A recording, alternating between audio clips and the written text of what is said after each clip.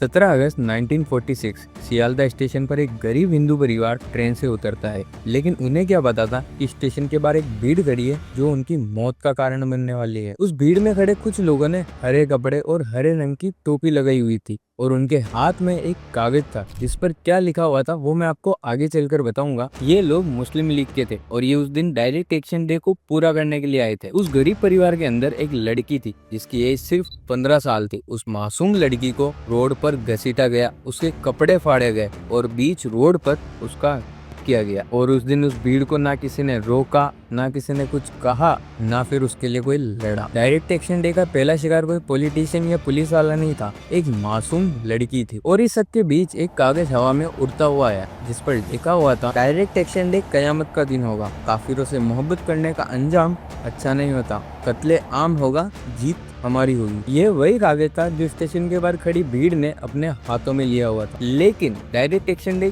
क्या था और कौन थे वो लोग जिन्होंने हरे कपड़े पहने हुए थे और वो आने वाले टाइम में 10,000 हिंदुओं की मौत का कारण बनने वाले थे। वैसे तो इस खेल की शुरुआत मुस्लिम लीग ने करी, लेकिन इसको खत्म एक हिंदू ने किया। सिर्फ एक हिंदू ने बंगाल को पाकिस्तान बनने से बचाया। लेकिन कैसे? इस पूरे सिनेरियो को समझने के लिए हमें 1940 में चलना होगा। साल था 1940, जगह थी लाहौर का मिंटो पार्क। मंच पर खड़ा था मोहम्मद अली जिन्ना और सामने हजारों की भीड़। जिन्ना ने माइक उठाया और बयान दिया, हिंदू और मुसलमान दो अलग अलग कम्युनिटी है, धर्म अलग, संस्कृति अलग, सोच अलग। फिर बोला, जब सब कुछ ही अलग है तो एक साथ एक देश में रहने का सवाल ही पैदा नहीं होता। और इसी दिन पैदा हुआ टू नेशन थ्योरी और इसी दिन पास हुआ लाहौर रेजोल्यूशन, जिसको दुनिया ने पाकिस्तान रेजोल्यूशन के नाम से जाना। ये वही दिन था जब पाकिस्तान का ब्लूप्रिंट पहली बार कागज पर बना था और ये कोई आइडिया नहीं था, ये एक साइलेंट वॉर का अनाउंसमेंट था। 1940 में मुस्लिम लीग ने धीरे धीरे अपना नेटवर्क फैला लिया और जहां जहां उन्हें सत्ता मिली वहां एक ही नारा लगा, हम पाकिस्तान लेकर रहेंगे। बंगाल में जब मुस्लिम लीग की सरकार बनी तो मोहम्मद अली जिन्ना का सबसे करीबी सुहरावर्दी वहां का मुख्यमंत्री बना। सुहरावर्दी ने धीरे धीरे पुलिस और प्रशासन को अपने कंट्रोल में किया और अब हिंदुओं के खिलाफ खुलेआम जहर बोला जाने लगा। और अब 1943 में सिंध के अंदर पहली बार पाकिस्तान डे मनाया गया और पंजाब के भी सेम हालत थे। वहाँ के लीडर्स कहते थे,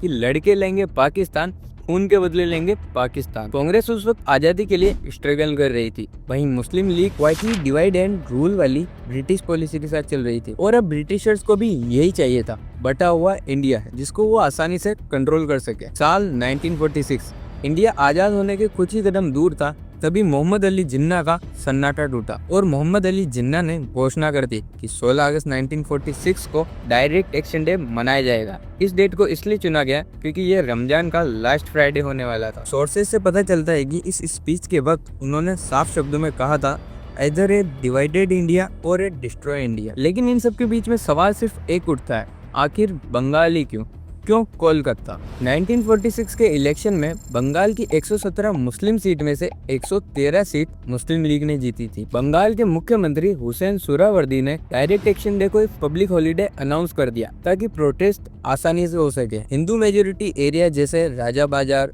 बुरा बाजार और कॉलेज स्ट्रीट, वहाँ खास तौर पर निशाना बनाया गया ताकि जानबूझकर हिंदू पॉपुलेशन वाले इलाकों को खत्म किया जा सके। मुस्लिम लीग चाहती थी कि बंगाल और पंजाब को पाकिस्तान में मिला लिया जाए, लेकिन इनके आसपास वाले जिले हिंदू मेजोरिटी होने की वजह से ये सब कुछ पॉसिबल नहीं था, तो इन्होंने इन्हें साफ करने का प्लान बनाया। अब आखिर वो दिन आ गया। 16 अगस्त की सुबह कलकत्ता की गलियों में खून बहने लगा, लोगों को सरेआम मारा गया, महिलाओं को किया गया और उनकी लाशों को कसाई खानों के हुकों पर टांगा गया मानो किसी जानवर की बॉडी को। दुकानों को जला दिया गया, बस्तियों को राख कर दिया गया। दिनेश चंद्र सिन्हा और अशोक दास गुप्ता अपनी book the great Calcutta killing में लिखते हैं, सड़कों पर बिना कपड़ों के हिंदू महिलाओं की बॉडी थी, घर घर में आग लगी हुई थी, पूरा शहर जैसे नर्क में बदल गया। और कहा जाता है जब ये सारी हत्याएं चल रही थी तब बंगाल का मुख्यमंत्री Hussain Suhrawardy police control room में बैठा हुआ ये सब कुछ देख रहा था। सरकारी नंबर्स कहते हैं कि 4,000 से ज्यादा हिंदुओं की मौत हुई, लेकिन इतिहासकार बताते हैं कि 40,000 से भी ज्यादा हिंदुओं का नरसंहार हुआ। हजारों हिंदू मारे जा रहे थे, औरतों की इज्जत तार तार हो रही थी, मंदिर जलाए जा रहे थे, हर तरफ बस यही खबर पहुंच रही थी, पुलिस खड़ी है लेकिन कुछ कर नहीं रही है, क्योंकि पुलिस और प्रशासन सब सुहरावर्दी के इशारों पर थे। लेकिन भगवान श्री कृष्ण कहते हैं ना, जब अधर्म बढ़ता है, विनाश होता है, तो धर्म की रक्षा करने के लिए कोई ना कोई जरूर आता है। इसी डर और हाहाकार के बीच एक मोहल्ले से खबर आती है कि एक आदमी ने कसम खाई है कि खून का बदला अब वो खून से लेगा। वो था गोपाल पाठा। पाठा यानी बकरा, क्योंकि उसका कसाई का काम था जहाँ रोज बकरों की बलि दी जाती थी। और शायद किस्मत ने उसे इस नरसंहार की यह भूमिका दी जिससे वह पूरे कलकत्ता का एक रक्षक बन गया था। अब गोपाल पाठा ने अकेले मुस्लिम लीग के खिलाफ एक जंग छेड़ दी थी। उसने अपने कसाई खानों से छुरा, चाकू जो भी उसे मिला उसका हथियार बनाया और अपने साथ में पहलवानों की एक पूरी टीम यानी टोली बनाई। और मुस्लिम लीग के सारे गुंडों के सामने ये सारे लोग एक ढाल बनकर खड़े हो गए। इतिहासकारों ने लिखा कि जहाँ जहाँ गोपाल पाठा के आदमी पहुंचे वहाँ से मुस्लिम लीग ने अपने पेट पीछे हटा लिए, क्योंकि उन्हें वैसा ही जवाब मिल रहा था जैसा वो दे रहे थे। जिन सड़कों पर पहले हिंदुओं की लाशें बिछ रही थी, वहीं अब मुस्लिम लीग के लोग पीछे भाग रहे थे। गोपाल पाठा ने साफ कह दिया कि अगर हिंदुओं के घर में आग लगाओगे तो तुम्हारे घर भी नहीं बचेंगे। और ये सीधा एक साइकोलॉजिकल काउंटर था। और अब हिंदुओं को एक हिम्मत मिलने लगी कि वो अकेले नहीं है, उनके साथ कोई खड़ा है। कई जगह पर मुस्लिम लीग के लोग खुद सोहरावर्दी के पास पहुंचे ये कहने कि अगर गोपाल पाठा को नहीं रोका गया तो सारा संतुलन बिगड़ जाएगा। कोलकाता के उस नरसंहार के अंदर अगर सारे हिंदू खत्म नहीं हुए, उनकी जान बची, तो उनके पीछे सिर्फ एक नाम था, गोपाल पाठा। लेकिन जब 4 दिन तक कलकत्ता जल रहा था तब ब्रिटिशर्स कहाँ थे, तब नेता लोग कहाँ थे, तब महात्मा गांधी जी कहाँ थे। डायरेक्ट एक्शन डे ने ये साफ कर दिया ये कोई दंगा नहीं, आने वाले बंटवारे का एक ट्रेलर है।